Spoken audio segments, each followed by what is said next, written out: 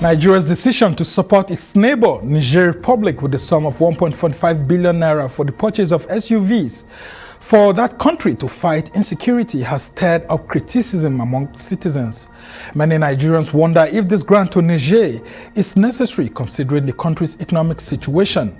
The Minister of Finance, Budget and National Planning, Zainab Ahmed, while explaining the decision, says while Nigerians have the right to ask questions, President Buhari, who approved the purchase, also has the right to make his own assessment on situations and act on them accordingly. Buhari has similarly approved the sum of $1.96 billion Kano-Katsina Maradi railway project and performed the groundbreaking ceremony in February last year. Now, Buhari's government also donated $1 million to Afghanistan to ease its humanitarian situation. Over time, Nigeria, in its big brother in Africa status, has had to support its neighbors, Benin, Niger, Cameroon or Chad, and even other countries in need of humanitarian aid. For instance, in 2013, the Goodluck Jonathan administration gave a donation of $5 million to support the Africa-led international support mission to Mali, AFISMA, and the Malian Defense and Security Forces, among other contributions made by the country to ensure peace and stability in Mali. So why is the Nigerian government donating to other countries at this time when it has domestic economic and security challenges? We'll be joined by a retired diplomat, an academic, and a politician to discuss this issue. I'm Somna Sambo, and this is the Arise interview.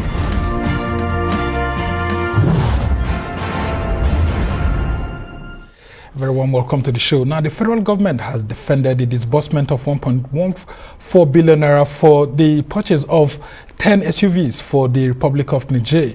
Minister of Finance says the decision is to enable Niger to safeguard her territory in the best interest of Nigeria's security. Arise correspondent Adiswa Moron tells us more.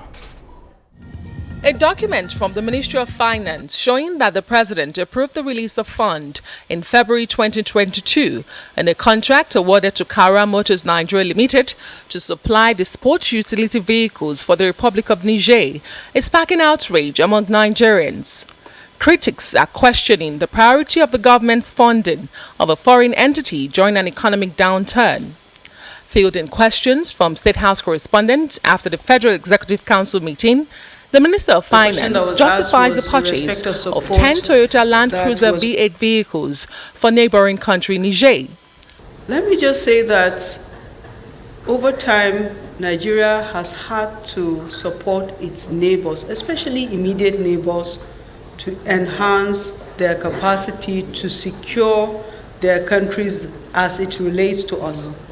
This is not the first time that Nigeria has supported Niger, Cameroon or Chad, and the President makes an assessment as to what is required based on the request of their presidents, and such requests are approved and the interventions are provided, is to enhance their capacity to protect their own territory as it relates to security also in Nigeria.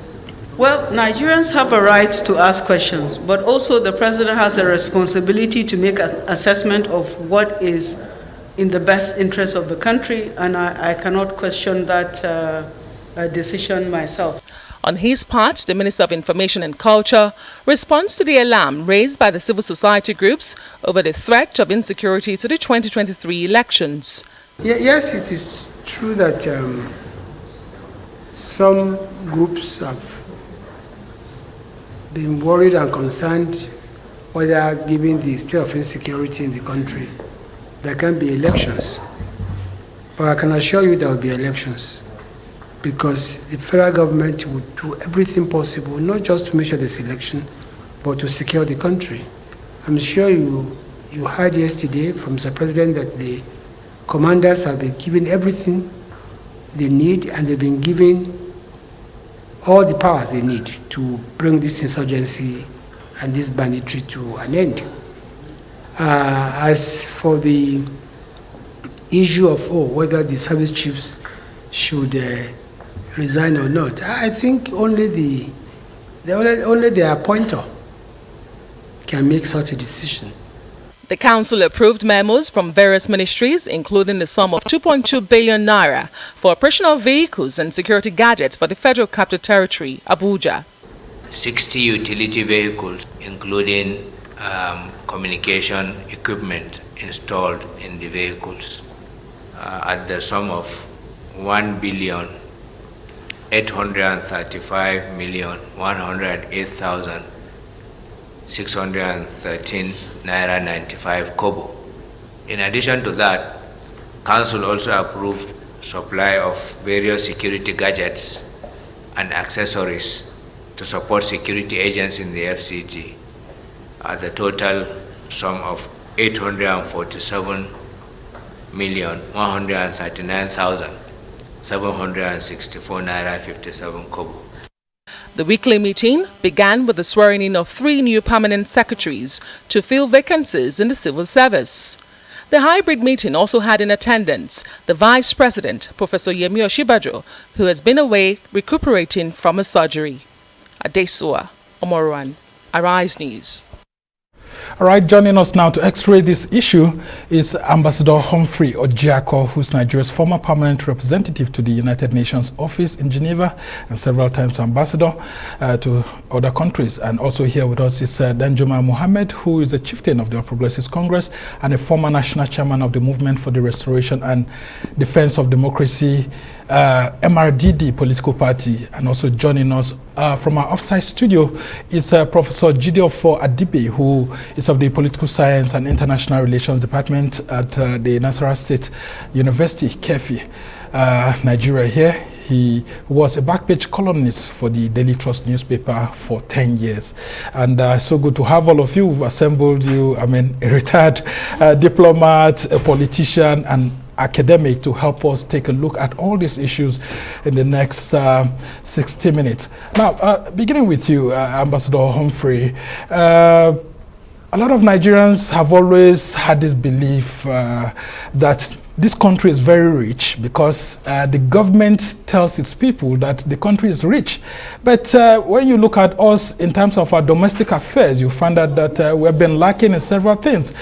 We usually have issues of finance and issues of insecurity and all of that, which we currently are at the moment. At the outset of Nigeria's independence, we had people like our first president, Dr. Nnamdi Azikiwe, telling a lot of Nigerians that, Nigeria is a superpower, an African power, and as a result of that, we are wealthy enough to be able to control all the resources on the continent and ours to project a certain scenario. And the same thing now with the government of Gowon telling Nigerians that the problem of the country is not money, it's just how to spend it. And since then, we went on this big brother Africa spree, and we have continued up until this government. I just want to set that as a foundation and for you to tell us what you think about this donation to the government of Niger Republic. Thank you so much for having me here again. Let me correct a certain impression first. This notion that Nigeria is a rich country. I think Nigeria is a potentially rich country in the sense that it is endowed abundantly with human and natural resources. But to convert those endowments into wealth and prosperity, there has to be creativity, innovative competencies and things among the people. If the bulk of the population are not educated, they are not skilled, they have no technological competencies, it is very difficult to convert resources into wealth. So that impression should first of all be corrected, that we are not a rich country yet. We could be if we get our politics and economics right. That said, the impression that Nigeria is Father Christmas nation, powerful nation, is also questionable. Because most people who say these things, I'm not a spokesman for the government. I cannot defend what they are doing or not doing because I don't have all the information they have. However, I know from professional experience that the best way to check bilateral relations with other countries is when you do a cost-benefit analysis.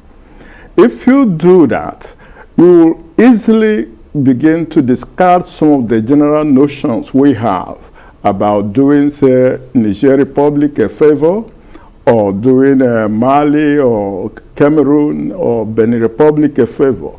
Now, the Minister of Finance, who explained this 1.4 billion naira vehicle purchase, 1.4. Yes, explained that it is strictly on security basis. That is a very strong point. However, the aspect that I find difficult myself to explain is why the Nigerian government's communication, information systems are sort of silent on these matters.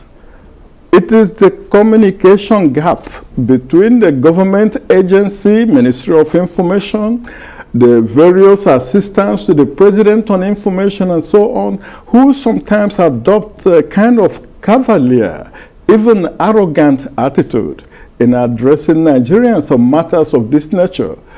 It is they who are failing the government and the Nigerian people in disseminating information correctly. Now, there are so many implications of what President Buhari may have approved over these vehicles. And it's not just a security thing, but Nigerians breaking down in terms of security and stability, and they're pouring into Nigeria, which will create a problem for us. Yeah. What about the hundreds, if not thousands, of Nigerians who live in Niger Republic, who are business people, who are also engaged in all sorts of things?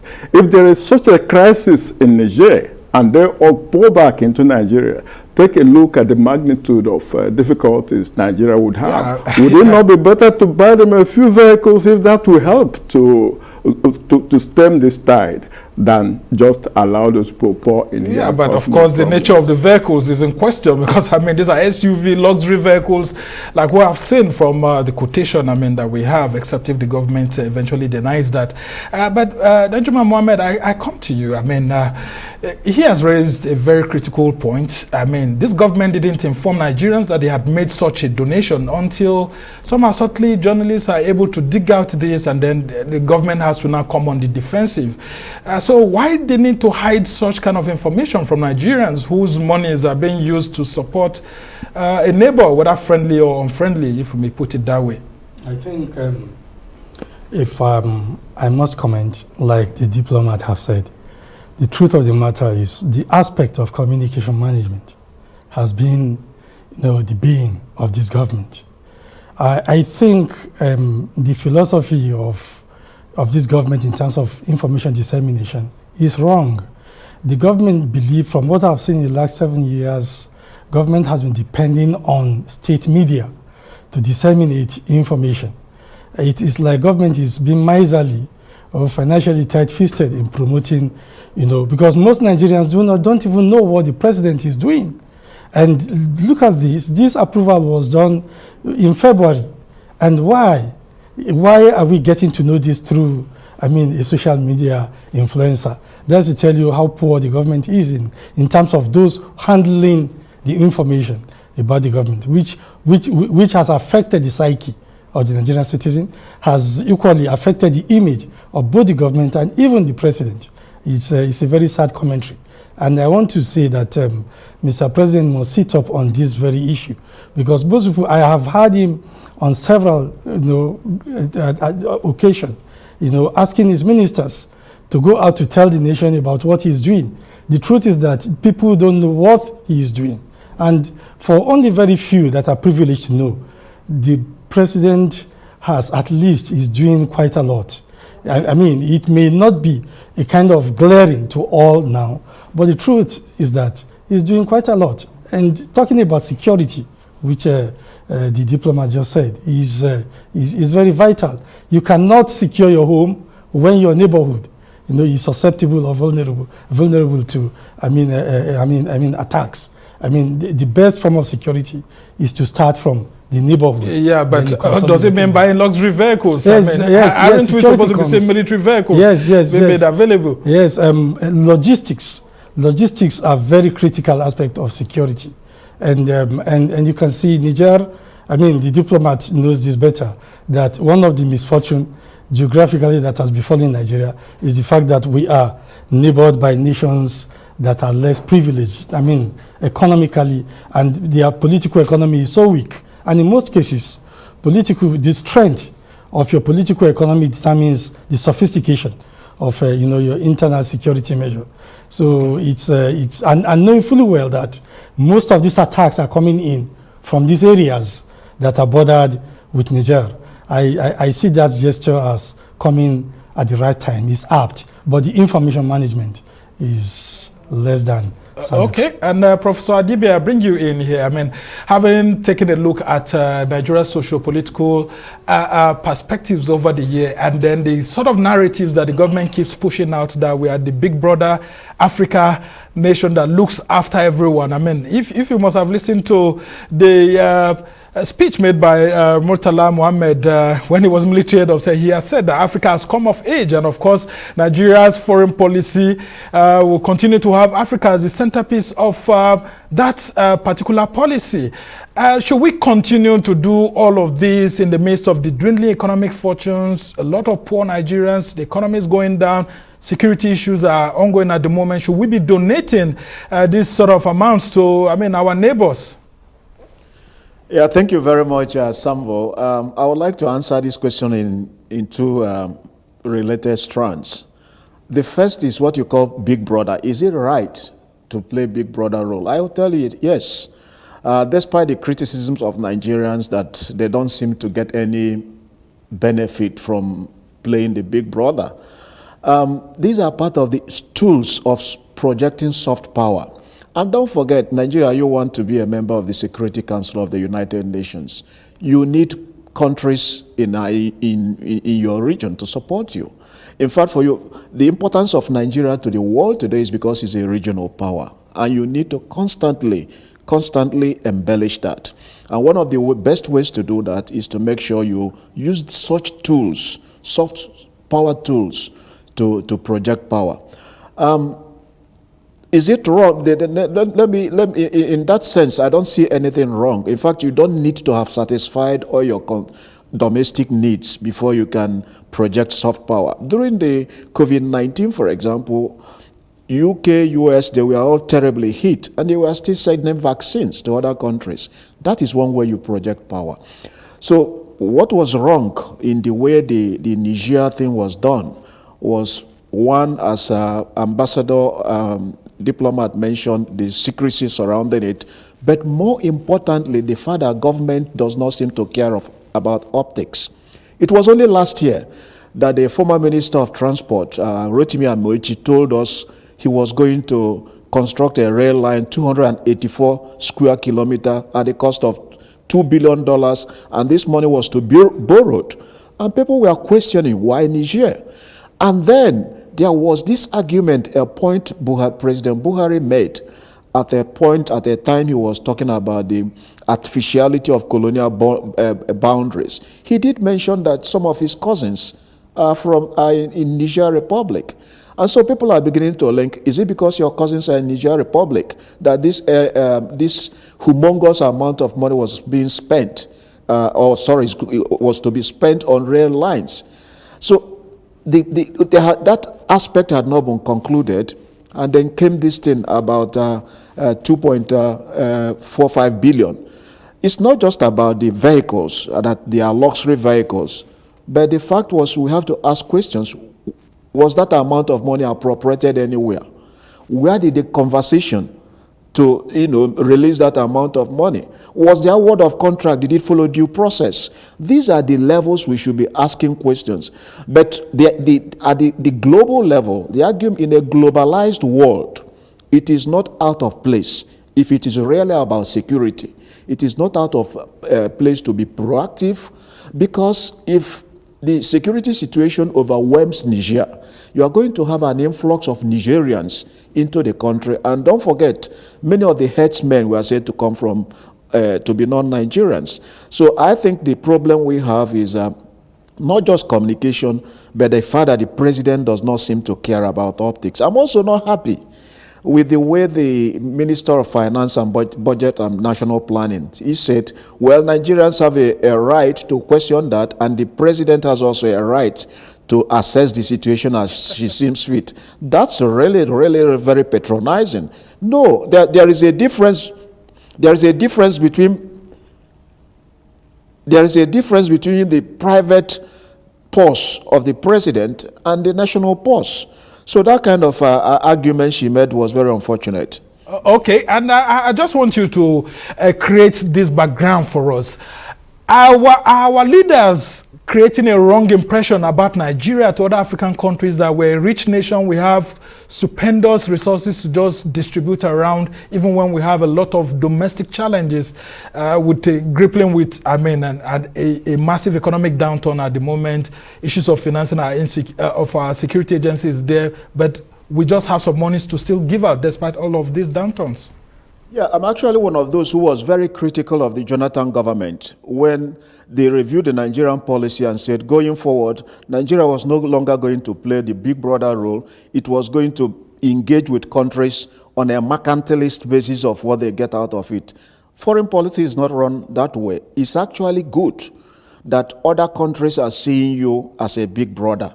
For example, you see in the United Nations, we have Deputy Secretary General of the UN. Buhari has been relatively successful in personal diplomacy. You have the African Development, Dr. Adeshina was able to get a position of Okonjo-Iweala.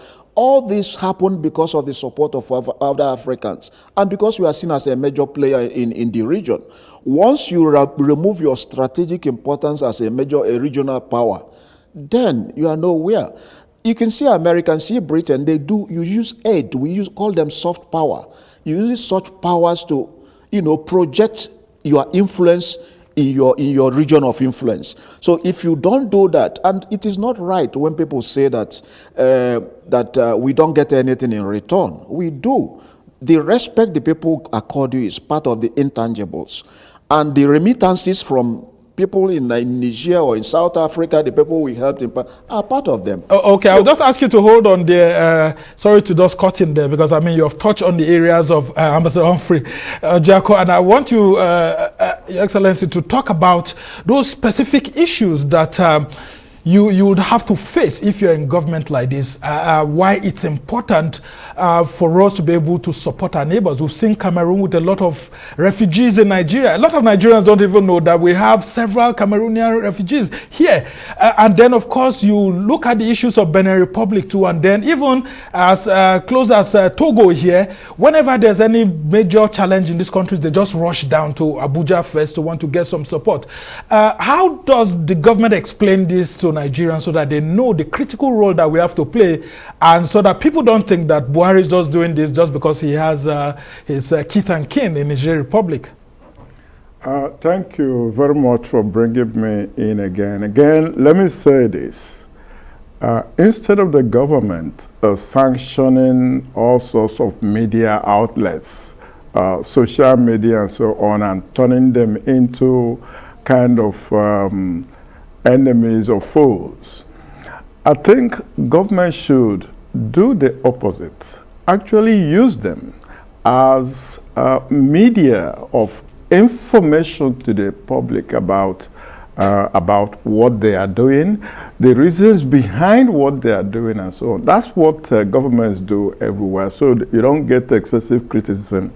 So if you wish to play on the big international platform, you must act accordingly.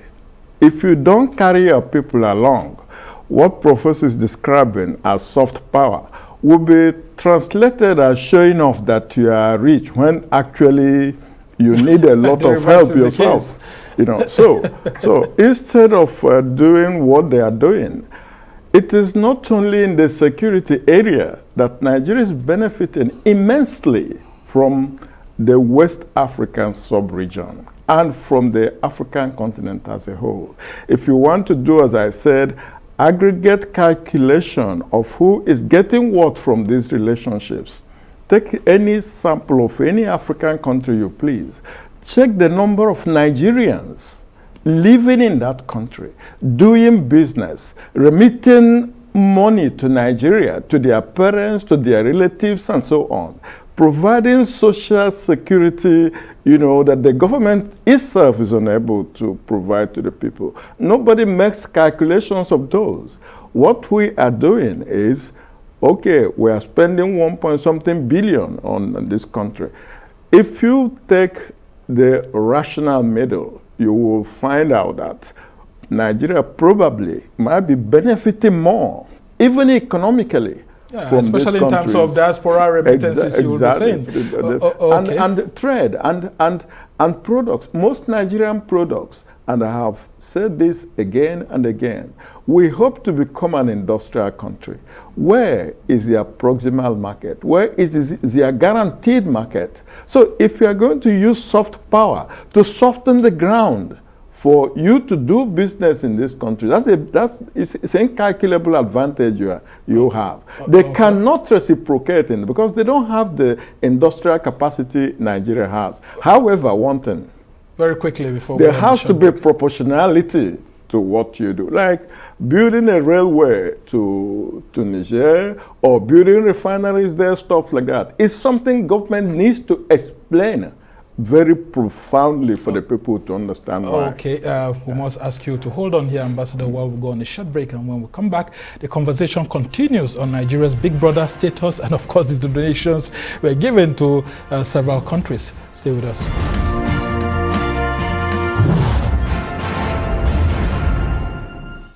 Welcome back to the Arise interview, where we speak to the newsmakers as well as ordinary people doing extraordinary things around the world and featuring the voices at the heart of the conversations. I'm Somna Sambo, and of course the discussion we have is on Nigeria's Big Brother status with its recent donation to the government of Niger Republic, about 1.14 billion naira to purchase some vehicles. And of course we still have with us here Danjuma Mohammed, who's the chieftain of the All Progressives Congress and former National Chairman of the Movement for the Restoration and Defense of Democracy, MRDD political party. And of course, we also have Dr. Humphrey Orjiakor, who is Nigeria's former Permanent Secretary of Nigeria to the United Nations office in Geneva. And of course, we have Professor Jideofor Adibe, a professor of political science and international relations at the Nasarawa State University in Kefi, Nigeria. And I come to you, Danjuma Mohammed. Tell us about how this looks like a political miscalculation for the government for failing to properly inform Nigerians. A lot of people are beginning to read political meanings, and some people are saying that with the threats by the members of the National Assembly to actually impeach President Muhammadu Buhari, this should actually serve like an offense in itself, because it looks like the government was trying to hide this donation from Nigerians and all of that until it had to be unraveled. Is it a political miscalculation on the part of the government? No, not really. It's not a political miscalculation. I think it's just the failure of certain people that are entrusted with responsibilities to disseminate information about the day-to-day activities of the president. The truth of the matter is that Nigerians are sounding like this because of, the weakness of our economy. Many Nigerians may not remember that Nigeria once exported electricity to Niger, and that ought to have been, maximized and improved upon, and that will have generated more and more, income for the country. And unfortunately, also talking about this big brother role, to further corroborate what Prof has said, if the Nigerian economy, were to be the productive kind of economy, I mean, Nigerians would be at the direct, kind of direct reaping of, the result, the positive result coming out of, in terms of beneficiaries of these policies. Because if we had been able to produce, say, like 15, 20, or 25 Aliko Dangotes within Nigeria economy, of course, their products will be produced in Nigeria, and the markets are there in these countries, and that means more jobs for Nigeria. And you see, but because we are not able to live up to our own expectations and projections economically. I mean, it sounds as if we're just dropping money into the ocean. Take for instance Liberia. From what you're saying, that this is already a ready-made market for Nigeria in terms of exporting goods and all of that. Exactly. And we've seen the Benin Republic and even Niger, claiming to be the 37th state of Nigeria at some point because of the benefits that they derive from us and all of that. But look at the counterpart of it, where smuggling comes into Nigeria through Niger, arms and ammunition come into Nigeria through Niger, and then of course Benin Republic, even President Muhammadu Buhari had accused that country of economic sabotage and all of that. How do we ensure that these countries are not just benefiting from us and then not, creating the conducive atmosphere we need to prosper to as a nation? That now depends on the patriotism of government and the loyalty of those in government. But you are now talking about the issue of, immigration, custom, and internal security and all that. All these comes to play. But if these segments are not a kind of devoted to the interests of Nigeria, they fail us.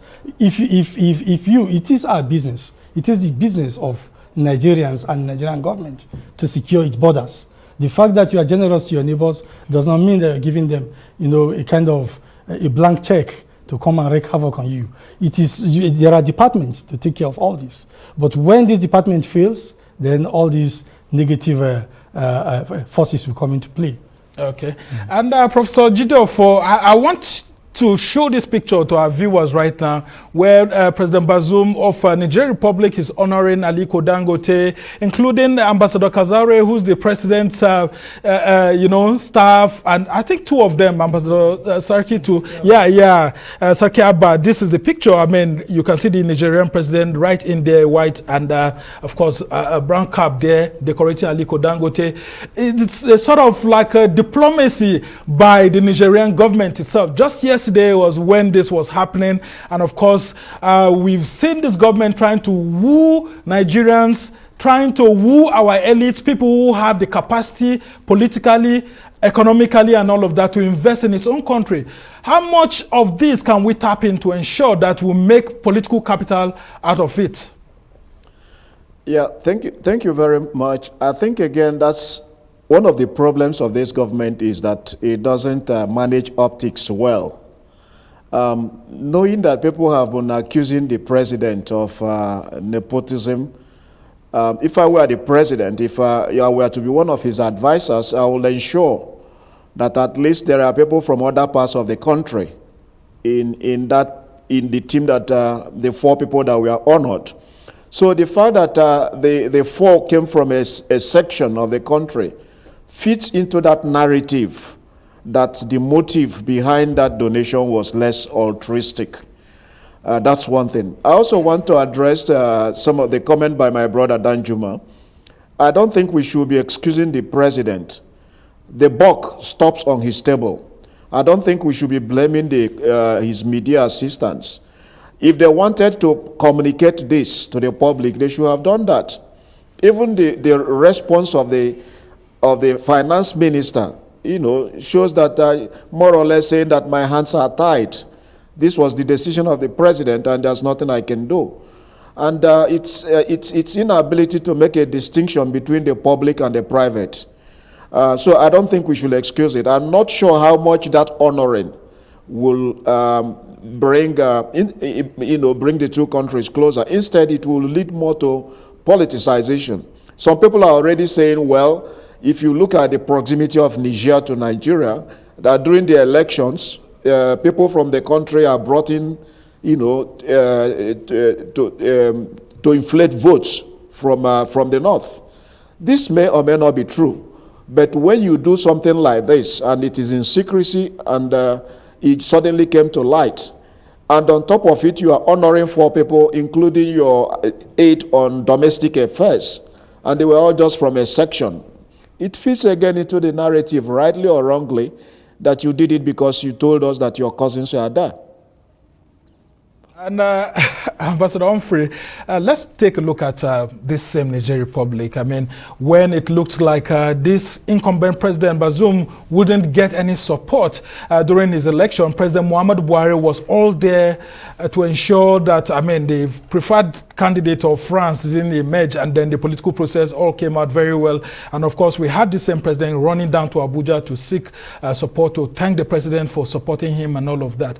But these same countries are being accused of not doing so much to protect the inflow of arms and ammunition into Nigeria. How do we tap into this new approach with our neighbors to ensure that those countries play their role so that we don't have a security sabotage or even an economic sabotage, like President Buhari has said, coming from the countries like Benin Republic? How do we force these countries or renegotiate our agreements to ensure that they protect our economic front and security front? Thank you again. Let me agree with what Professor Jideofor has said regarding culpating the president, on whose desk every buck stops, actually. So if his communication department is not doing well, he should take matters into his own hands and get people who can do the work to do it, and give them the requisite freedom they need to do it. There's a failure of information and communication in this administration, particularly. That's clear. Then the thing about this influx of people in and out of Nigeria, let us not blame other people for our own internal security lapses. We have a customs, immigration department, we have the military, we have all sorts of security and intelligence agencies that are supposed to protect the borders of Nigeria, so territorial integrity and all of that. If they are compromised for whatever reasons, please, it is wrong to say, oh, Niger is endangering Nigeria's security, Benin is endangering. No. If we were to rely on them to provide us that security, we wouldn't have had need to have border patrol and border agencies taking care of immigration issues here. So if the government policy is open for anyone to come into Nigeria based on whatever negotiated treaties, it is a wrong point. And I don't think... Yeah, but how do we get these countries to join us to stop the inflow of small and light weapons into the country, like Buhari himself has said, and then economic sabotage from some of these borders? To expect other countries whom you admit are weaker than you, if you expect them to stop the influx of small, light weapons and so on, if you expect them to be the people stopping all sorts of crimes and criminalities coming into your country, then you should ask yourself the same question: why are you not able to stop similar things here? And you are supposed to have greater capacity, since you say you are the regional power. So let us not confuse capacity with lack of political will. We have not proven that it is due to lack of will on the part of these countries to stop these things, but rather is it lack of capacity. Just like Nigeria itself has shown, either political will that is missing or capacity that is missing to stop insurgents and insurgents coming into Nigeria from all angles and wreaking havoc and living. Yeah. So how do we get back into this? That is why regional integration, which started in 1975 by General Yakubu Gowon, with ECOWAS, was a very brilliant move to actually place the sub-region of West Africa into a platform of cooperation and collaboration in dealing with these matters, so that no single country is allowed to bear the full burden, the entire burden of checkmating these nefarious tendencies in the sub-region. If we're unable to do that, why are we sustaining the ECOWAS? So there is need to rejig the ECOWAS thing, form a proper regional assets, not just national assets, regional assets, to make sure that These things are not happening in Benin Republic, in Niger Republic, in Chad. If they're happening one way or the other, they filter into our own country. And we now have proven that we don't have the capacity to deal with them when they come in here. So is there need to take a look at the ECOWAS instruments again? Yes. It should not just be an organization that administers itself and thinks of its welfare. It should be an organization. Although the primary focus initially was on economy. Exactly. Okay, and I bring you in, Danjuma. How do we ensure that Niger, having benefited from Nigeria, plays a critical role of trying to prevent the inflow of small and light weapons into Nigeria? Terrorists that we have seen accusations, several accusations, including from President Buhari, that some of these people who are coming to cause chaos here are coming from as far as Mali and all of that into Nigeria. How do we prevent all these things from happening to us? If we are, helping Niger, what should Niger be doing to help us out? Very good. Thank God I started by telling you initially that these countries have very weak economy.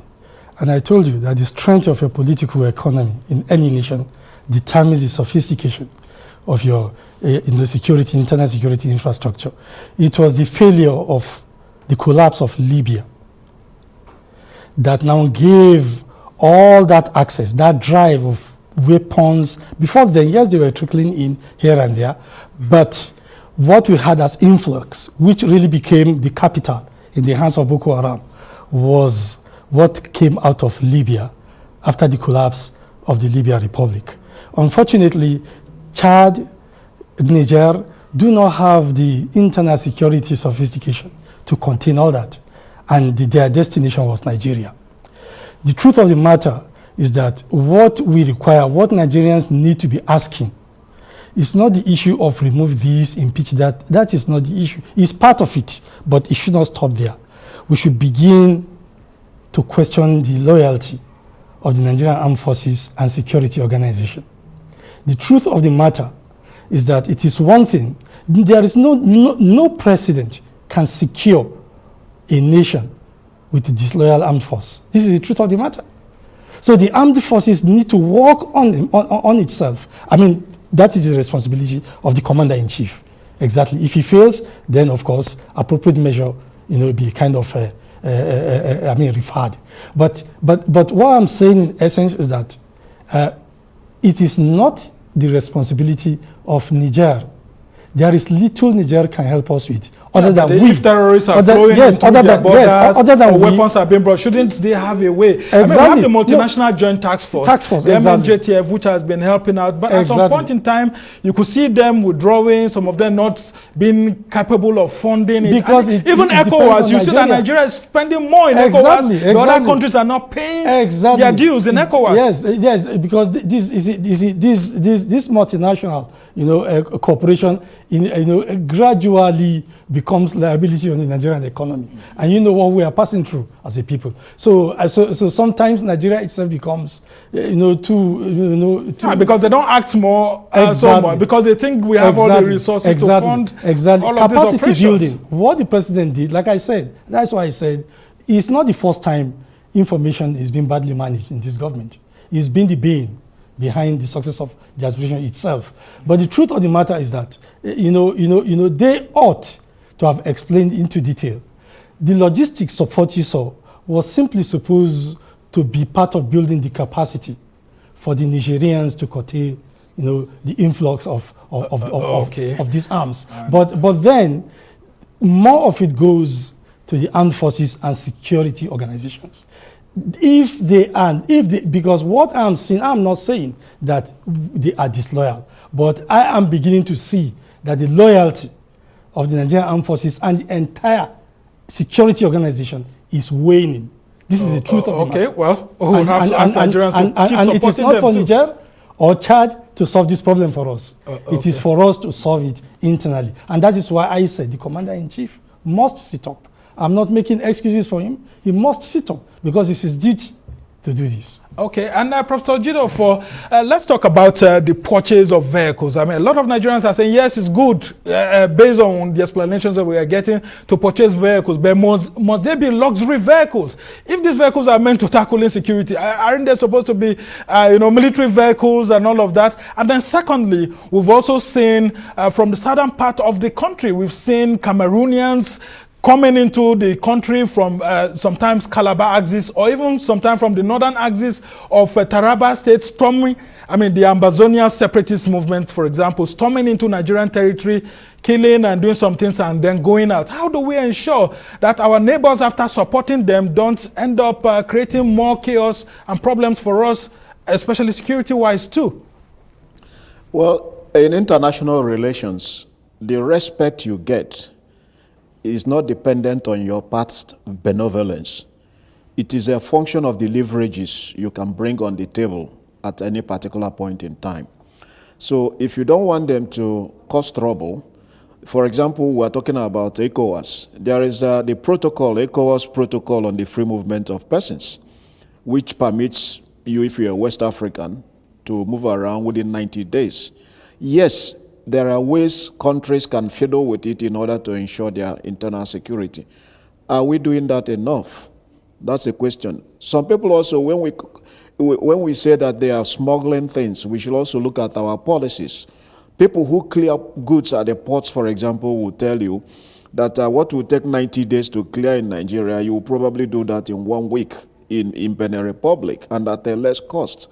So it becomes an osmotic process. You go to where things are cheaper. But I do agree with you that because Nigeria is relatively weak, just like our neighbors, it finds it difficult to exert its control. Just like it is having a number of what we call ungoverned spaces. The Sambisa forest is a number of forests across the country. So what you have, our inability to contain what our neighbors are doing, is also a reflection of our internal inability to effectively police our internal security, our forests, and make sure that there are not as many as ungoverned spaces as we have now. What can we do? I seriously believe that until we are able to create a viable nation, until we are able to unite and see ourselves as a nation, some of these problems will persist. If you go to many Scandinavian countries, for example, and you're in conversation with them, and you tell them, for example, that you didn't pay tax, they will get very angry. For them, it's like madness. Why didn't you do this? Or that you willingly did something that's breaking the law. And that's because the sense of attachment to the nation state is very high. In this place where, even the basis of the statehood is still being contested, people just look the other way. If they can get away with anything, as long as that thing benefits their pockets or members of their family. Yeah. Okay, Ambassador, I just want to ask you that too, just before we end the show, very quickly. When we have some separatist groups from Cameroon, for example, just entering into our territory, like we've seen with the Ambazonian separatists, doing all of those things, despite the sort of cooperation we've tried to have with Cameroon, how do we manage those sort of things? Isn't it adding more to the security situation that we're doing? Do we need to be donating more monies to Cameroon for them to be able to police their borders so well that we don't have this kind of things happening to us? No, we don't need to give money or anything to anyone to secure our internal space, our sovereign space. What we need to do, again, as the professor has hinted, is ensure that we have internal coherence ourselves. In a country as diverse as Nigeria is, if you do not have a system and structure in which every part of the country sees itself as belonging, as a stakeholder, you are going to have this kind of, I don't care if it's in Cross River State, so what's my problem? Until we build that nation, at least the process of building it is credible. Meanwhile, that's a challenge. Again, my friend here already hinted at the level of, you might call it indiscipline in the armed forces and all of that. I think, why is there an appearance of disloyalty and stuff like that, sabotage going on in various arms of the security agencies. If a country has that, it's in very deep trouble. And that's something that would need urgent attention from the commander-in-chief. So how does he do that? That is the question that is left for him, to manage diversity well, even in the armed forces. Okay. Even in the armed forces. All right, Yes. Professor Jideofor, just very quickly, I wanted your view on the laurels that were given to, the presidential aide, Dangote, and all of that. What do you think that the president of Niger was trying to achieve with that also, in the midst of all this? Well, Dangote is one of Nigeria's prides. Every Nigerian is very proud to have him. But as I said, it was not properly thought through. Why it is a good gesture that is meant to probably bind Nigeria closer to Niger, it is going to be interpreted differently by other sections of the country, as I said. And don't forget, in 1985, when a Nigerian was running to be the Secretary General of OAU, and a Nigerian was running to, the same Buhari as head of state voted for the Nigerian. So people are now saying, okay, your kit and kin are there.